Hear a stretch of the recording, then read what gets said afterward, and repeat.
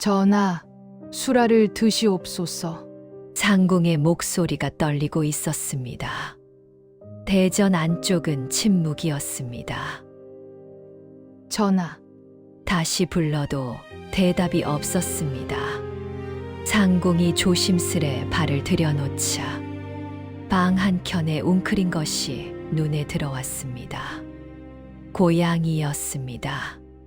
흰 털과 황금빛 줄무늬가 섞인, 전하께서 그토록 아끼시던 바로 그 고양이, 금손이. 고양이는 두 앞발을 모으고 전하의 빈 용상 위에 앉아 문 쪽을 바라보고 있었습니다. 상궁이 입술을 깨물었습니다. 전하께서 승하하신 지 사흘째였습니다. 금손아, 고양이는 돌아보지 않았습니다. 그릇에 담아놓은 고기도 물도 손대지 않은 채였습니다. 상궁이 고양이 앞에 무릎을 꿇었습니다. 전하는 이미 떠나셨단다. 이제 먹어야지. 그 순간 금손이가 처음으로 고개를 돌려 상궁을 바라보았습니다. 금빛 눈동자 안에 무언가가 흔들렸습니다. 그것이 무엇인지 상궁은 차마 말할 수 없었습니다. 이것은 조선 제19대와 숙종과 그 곁을 지킨 작은 고양이 한 마리의 이야기입니다. 숙종, 조선 역사를 통틀어 가장 카리스마 넘치는 왕 중 하나로 꼽히는 인물입니다. 14살의 왕위에 올라 60년 가까이 조선을 다스렸고 한 번 진노하며 조정 대신들이 벌벌 떨었으며 남인과 북인, 서인을 번갈아 가며 밀고 당기는 환국 정치로 어느 신하도 방심할 수 없게 만들었습니다. 인현왕후를 폐위시키고 장희빈을 왕비로 올렸다가 다시 뒤집는 결단을 내린 왕. 신하들은 그 눈빛만 봐도 간이 서늘해졌다 했습니다. 그런데 그 숙종에게 한 가지 소문이 있었습니다. 대전 안에 고양이 한 마리가 산다는 것. 그 고양이를 위해서라면 전하께서 수라상 고기를 손수 뜯어 먹이신다는 것. 신하들은 믿지 않았습니다. 절대 군주가 고양이에게 고기를 먹인다니. 그것이 사실이라면 전하의 위엄이 무슨 소용이냐? 어느 날 대신 하나가 궐 안의 내관에게 조심스럽게 물었습니다. 고양이 이야기가 사실이더냐? 내관이 한참을 망설이다 고개를 끄덕였습니다. 사실이옵니다. 일이 시작된 것은 숙종이 왕위에 오른 지 20해가 넘었던 해, 깊은 가을이었습니다. 폐위된 인현왕후가 복위된 지 얼마 안 된 시절이었습니다.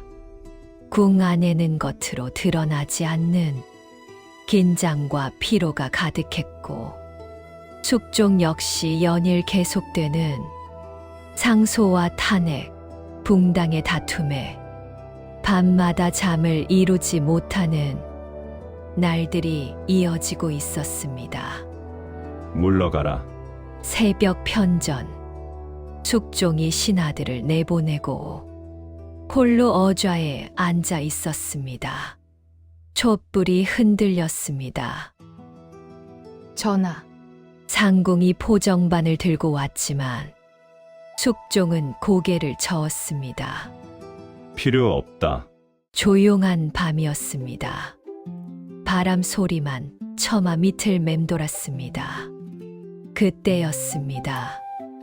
어디선가 가느다란 울음소리가 들렸습니다. 야옹. 숙종이 고개를 들었습니다. 야옹, 야오. 편전 문 아래 틈새로 긴 털이 삐죽 나왔습니다. 숙종이 잠시 바라보다가 낮은 목소리로 말했습니다. 들어오너라. 그것이 의도한 말인지 혼잣말인지 알 수 없었지만 문틈으로 작은 고양이 한 마리가 기어 들어왔습니다. 갓 태어난 듯 작았습니다. 흰 바탕에 황금빛 줄이 흐르는 보기 드문 털빛이었습니다. 고양이는 편전 한가운데 멈추 숙종을 올려다보았습니다. 금빛 눈동자. 숙종이 그 눈을 마주보았습니다. 묘하게도 오싹하거나 귀찮지 않았습니다. 오히려 오랫동안 느끼지 못했던 무언가가 가슴 어딘가에서 조용히 풀리는 것 같았습니다. 숙종이 손을 뻗었습니다. 고양이는 도망가지 않았습니다. 조심조심 걸어와 숙종의 손을 코로 킁킁 맞더니 이마를 비볐습니다. 숙종은 한참을 말이 없었습니다. 그리고 낮게 중얼거렸습니다. 내 이름은 금손이다. 황금빛 눈동자에 황금빛 털. 그 이름이 썩 어울렸습니다. 그 다음 날 아침 수라상이 들어왔을 때 숙종은 젓가락으로 육포 한 점을 집어 바닥에 내려놓았습니다. 금손이가 달려와 먹었습니다. 수라간 상궁이 눈이 휘둥그레졌어 다른 상궁을 쳐다봤습니다. 아무 말도 할 수 없었습니다. 그게 처음이었습니다. 그 뒤로 숙종은 매일 아침 수라를 들기 전에 반드시 고기 한 점을 금손이에게 먼저 주었습니다. 달고기는 잘 먹느냐? 물고기는 어떠하냐? 숙종이 말을 걸면 금손이는 야옹 하고 짧게 대답했습니다. 신하들 앞에서는 한마디면 사람 목숨이 바뀌던 그 숙종이 고양이에게는 곧잘 2마디, 3마디를 건넸습니다. 한 번은 이런 일이 있었습니다. 조정 대신 중 하나가 편전에 불려와 무릎을 꿇었을 때 금손이가 어슬렁어슬렁 들어와서 그 대신의 관복 소매자락에 얼굴을 비비는 것이었습니다. 내신은 당황해서 어찌할 바를 몰랐습니다. 고양이를 밀어내자니 전하의 고양이라 감히 그럴 수 없고 그냥 두자니 위험 없어 보일 것 같고 숙종이 그 꼴을 보고 이윽고 픽 웃었습니다. 조정 신하들이 거의 한 번도 보지 못한 표정이었습니다. 저 녀석이 경을 봐주는구나. 대신은 그날 중벌을 면했다는 이야기가 궁 안에 슬그머니 퍼졌습니다. 그 뒤로 편전에 불려가는 신하들 사이에서 금손이가 옆에 있을 때 들어가면 낫다는 말이 돌았다는 우스갯소리도 있었습니다. 그러나 모두가 이 일을 반기는 것은 아니었습니다. 숙종 주변의 신하들 중 몇몇 강경한 이들이 내관들을 통해 은밀히 말을 흘렸습니다. 전하의 위덕이 고양이 한 마리에 흐트러지는 것은 옳지 않다. 짐승을 편전해 드린다는 것이 채통에 맞는 일이냐? 그중 가장 강경한 자는 예조판서 정아무개였습니다. 그는 어느 날 상소를 올렸습니다. 전하, 짐승을 편전해 드림은 고금의 법도에 어긋나옵니다. 아래오니 금손이라 불리는 짐승을 대전 밖으로 내쫓으시기를 청하옵나이다. 조정이 술렁였습니다. 숙종이 그 상소를 읽었습니다. 천천히 꼼꼼히 그리고 상소를 내려놓으며 한마디를 뱉었습니다. 정판서. 예, 전하. 그대가 아무리 간해도 짐이 30년 왕위를 지켜온 것은 그대 덕이 아니었다. 조정이 얼어붙었습니다. 금손이는 짐의 마음을 알고 짐 역시 금손이의 마음을 안다. 그것이 어찌 법도에 어긋난단 말이냐? 정판서가 식은땀을 흘리며 이 말을 조아렸습니다. 송구하옵니다, 전하. 물러가라. 그날 이후 금손이를 궁했어. 내쫓으라는 상소는 다시는 올라오지 않았습니다. 금손이는 숙종의 모든 시간을 함께했습니다.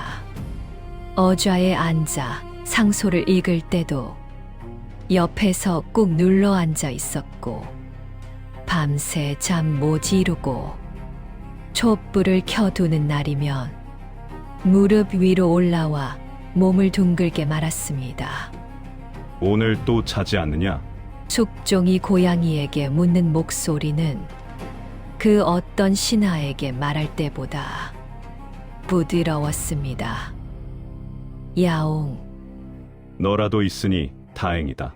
누구에게도 할 수 없는 말이었습니다. 왕은 외롭습니다. 아무리 뜻을 펼쳐도 의심받고 두려워하는 눈빛들, 곁에 있어도 진심을 내보이기 어려운 수많은 관계들, 그 모든 것 안에서 금손이만은 달랐습니다. 숙종이 강할 때나 지칠 때나 진노할 때나 슬플 때나 금손이는 그 곁을 떠나지 않았습니다. 아무것도 바라지 않으면서, 아무것도 두려워하지 않으면서 그저 옆에 있었습니다. 세월이 흘렀습니다. 숙종의 머리칼이 휘어지고 금손이도 어느새 노기가 역력한 늙은 고양이가 되었습니다. 움직임이 느려지고 겨울에는 몸을 잘 가누지 못하기도 했습니다. 숙종이 어느 날 금손이를 무릎 위에 올려놓고 등을 쓰다듬다가 말했습니다. 내가 이렇게 늙었구나. 금손이는 가르릉거리다. 숙종의 손을 핥았습니다. 숙종은 그 순간 무엇을 느꼈을까요? 세월을 함께 보낸 것, 그것이 인간이든 짐승이든 작별을 앞두는 마음은 같은 것인지도 모릅니다. 그 무렵 궁 안에 불어난 소문이 하나 돌기 시작했습니다. 발원지는 후궁들의 처소 쪽이었습니다. 금손이가 전하의 길을 빨아먹는다고 하더이다. 짐승이 오래 곁에 있으면 그 주인의 수명을 단축시킨다는 얘기가 있지. 고양이는 저승과 이승을 오가는 불길한 짐승이라 하지 않느냐? 처음에는 소곤소곤이었지만 점차 귓속말이 퍼져나갔습니다. 급기야 어느 후궁이 무당을 불러들여 점을 쳤습니다. 검은 기가 궁 안을 감돌고 있으니 그것을 내보내야 전하의 기운이 회복되신다 하였습니다. 그 이야기가 숙종의 귀에 들어갔습니다. 숙종이 그 후궁을 불렀습니다. 궁 안이 팽팽해졌습니다. 숙종의 안색이 어두웠습니다. 내가 무당을 불렀다 하더구나. 전하의 옥체를 염려한 것이옵니다. 잠시 침묵이 흘렀습니다. 금손이가 과인의 길을 빼앗는다고. 그렇다 하였사옵니다. 숙종이 천천히 말했습니다. 짐이 직접 확인해 보았는데 금손이 곁에 있을 때 가장 마음이 편하다. 그것이 기를 빼앗기는 것이냐? 아니면 채우는 것이냐? 후궁이 말을 잊지 못했습니다. 다시는 그런 말이 궁 안에서 들리지 않도록 하라. 그것으로 끝이었습니다. 그러나 소문은 멈추지 않았습니다. 오히려 더 독한 방향으로 번졌습니다. 전하의 병환이 깊어지는 것은 고양이 때문이다. 숙종이 노년에 접어들며 눈이 어두워지고 몸이 불편한 증세가 이어지자 금손이를 탓하는 목소리는 더 커졌습니다. 그리고 어느 밤 한 내관이 상궁에게 속삭였습니다. 양이 내려졌소. 금손이를 궁 밖으로 내보내라 하오. 상궁이 굳었습니다. 전하의 명이오이까? 내관이 머뭇거렸습니다. 중전 마마의 뜻이오. 그 밤 금손이는 조용히 포대기에 쌓여 궁 밖으로 나갔습니다. 아무도 숙종에게 말하지 않았습니다. 다음 날 아침 숙종이 눈을 떴습니다. 무릎에 늘 느껴지던 무게가 없었습니다. 금손이, 대답이 없었습니다.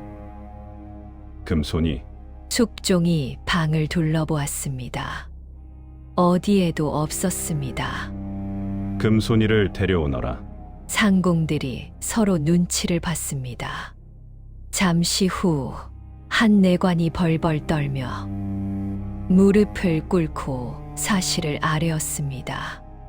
중전 마마의 뜻에 따라 어젯밤 궁 밖으로 숙종의 얼굴이 굳었습니다. 내보냈사옵니다. 잠시 무거운 침묵이 흘렀습니다. 숙종이 천천히 일어섰습니다. 그리고 낮고 차가운 목소리로 말했습니다. 당장 찾아오너라. 10명의 내관이 궁 밖으로 흩어졌습니다. 숙종은 그 사이 수라도 들지 않고 기다렸습니다. 반나절이 지나서야 소식이 왔습니다. 금손이를 찾았다는 것이었습니다. 궁 밖에서 하룻밤을 보낸 금손이는 한쪽 발을 절뚝거리고 있었습니다.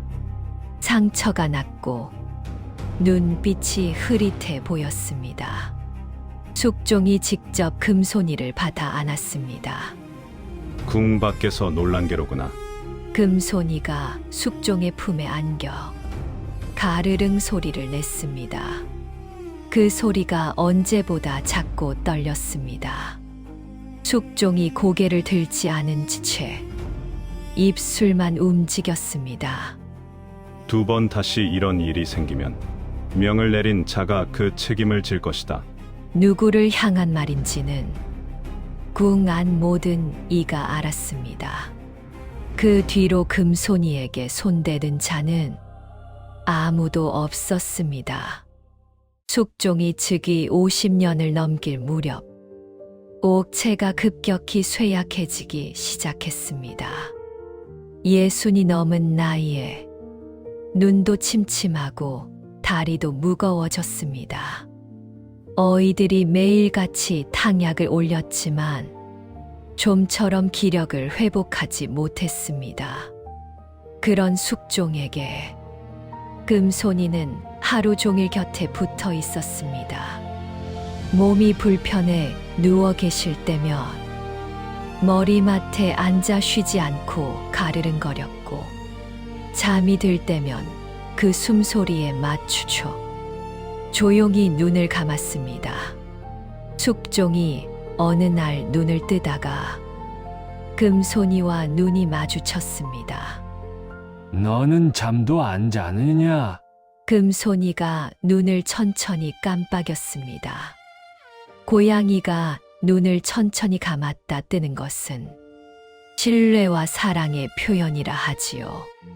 숙종도 천천히 눈을 감았다 떴습니다. 그래, 나도 그렇다. 숙종 59년 봄, 숙종의 병세가 위중해졌습니다. 세자와 신하들이 대전 밖에서 밤을 지새웠습니다. 대전 안, 촛불이 가물거리는 사이로 숙종이 누워 있었습니다. 금손이는 숙종의 가슴 위에 앉아 내려오지 않았습니다. 내관이 금손이를 치우려 하자 숙종이 가느다란 목소리로 말했습니다. 누워라. 그것이 그날 밤 숙종이 한 마지막 긴 말이었습니다. 숙종은 금손이의 등을 쓰다듬었습니다. 손이 느리고 힘이 없었습니다. 그래도 금손이는 움직이지 않았습니다. 금손아, 수고했다.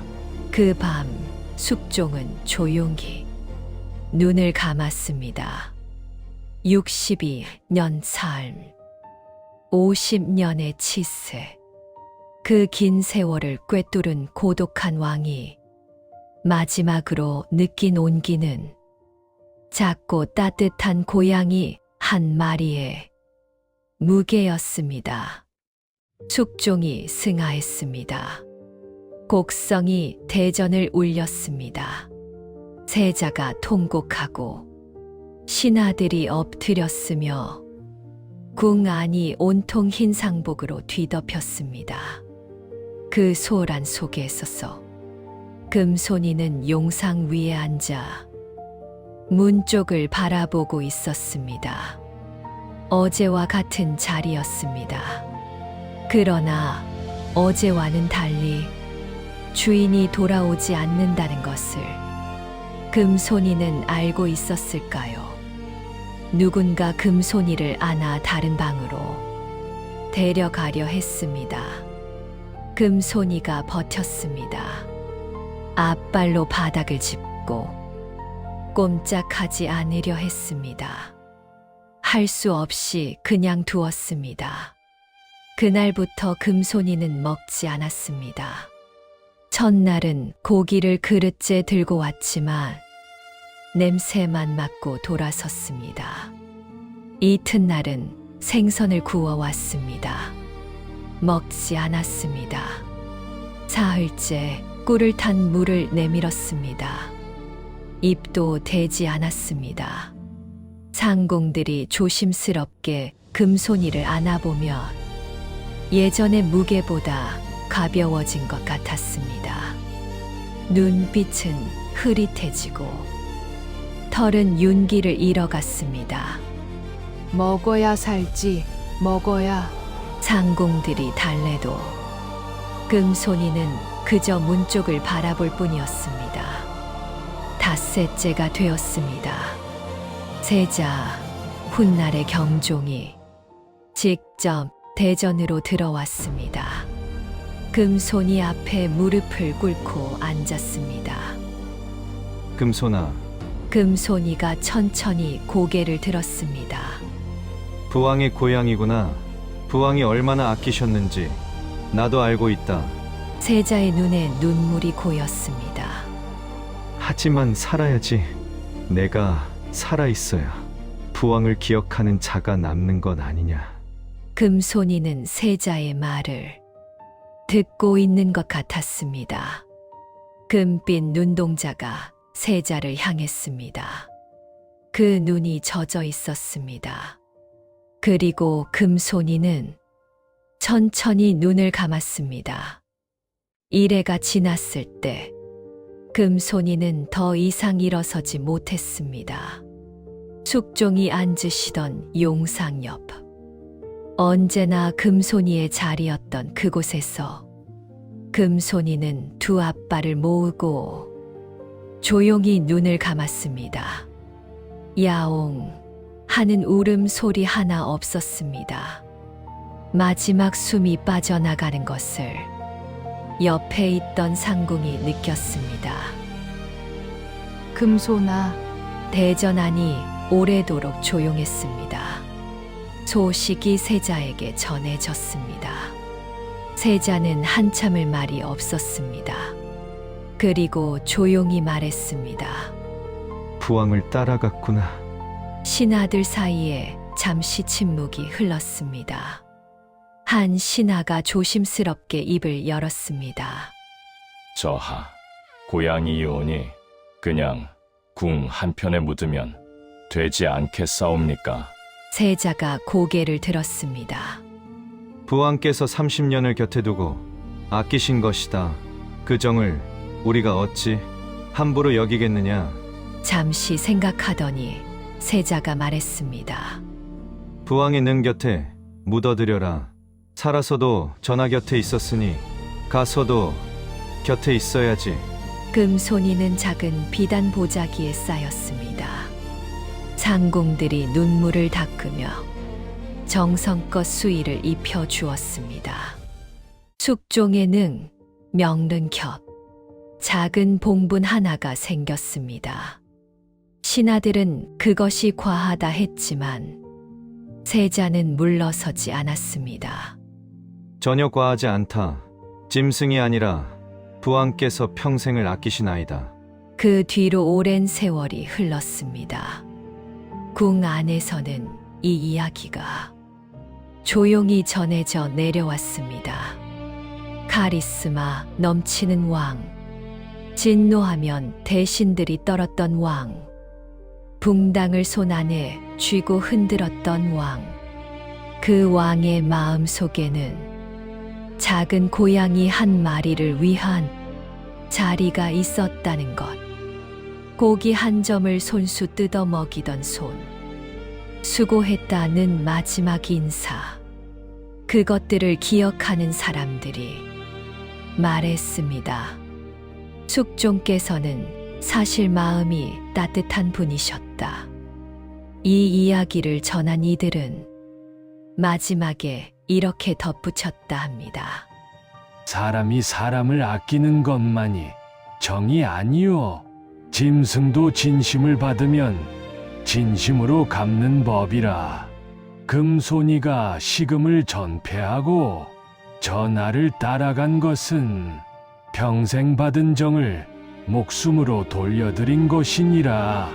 금손이가 묻힌 곳을 봄이 되면 꽃이 피었다 합니다. 이름도 없는 작은 봉분.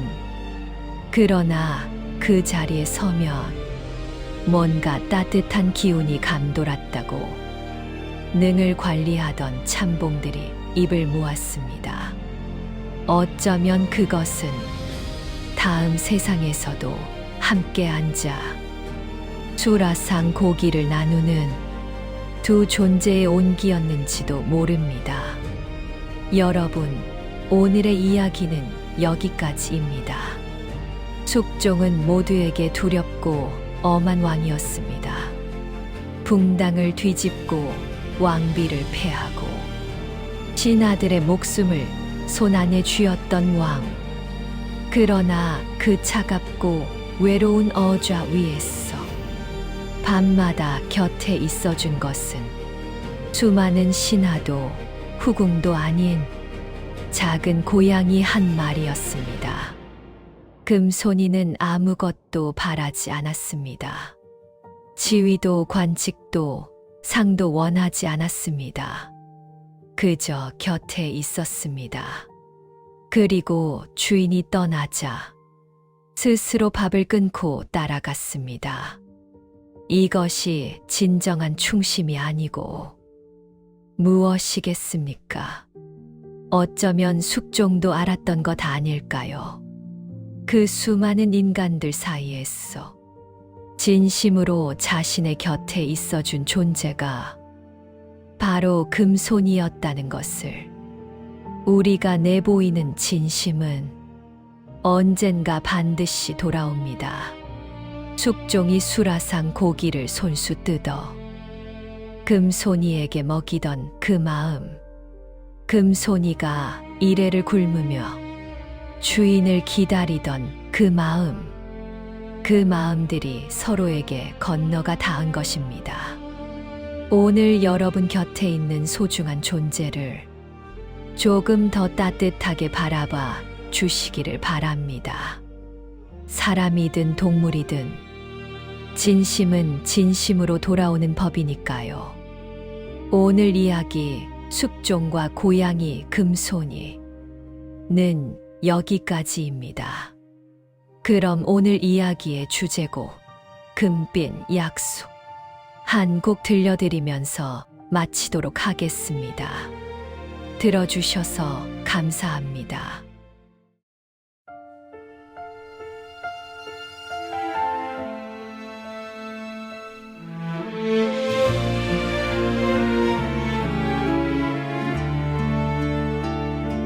차가운 바람 부는 새벽 편전 문틈 사이 자꾸 여린 발걸음이 내게로 다가왔죠. 무거운 왕관의 무게 잠 못 들던 그 밤에 말없이 내 무릎에 기대온 그 온기 붉은 곤욕포 자락에 황금빛 털을 비비며 아무것도 바라지 않고 곁을 지켜준 너 전화를 호령해도 맘 둘 곳 없던 내게 유일하게 허락된 따스한 숨결이었어. 금빛 눈동자에 담긴 우리의 시간들이 세월을 넘어 저 하늘 끝까지 닿기를 수라상 고기 한 점 나누던 그 마음으로 다음 생에도 반드시 그대 곁에 머물리.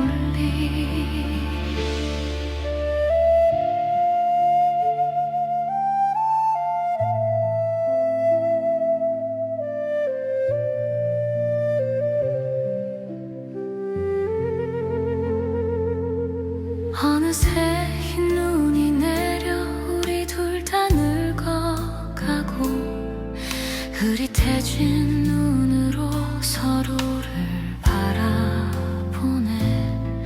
수고했다 마지막 인사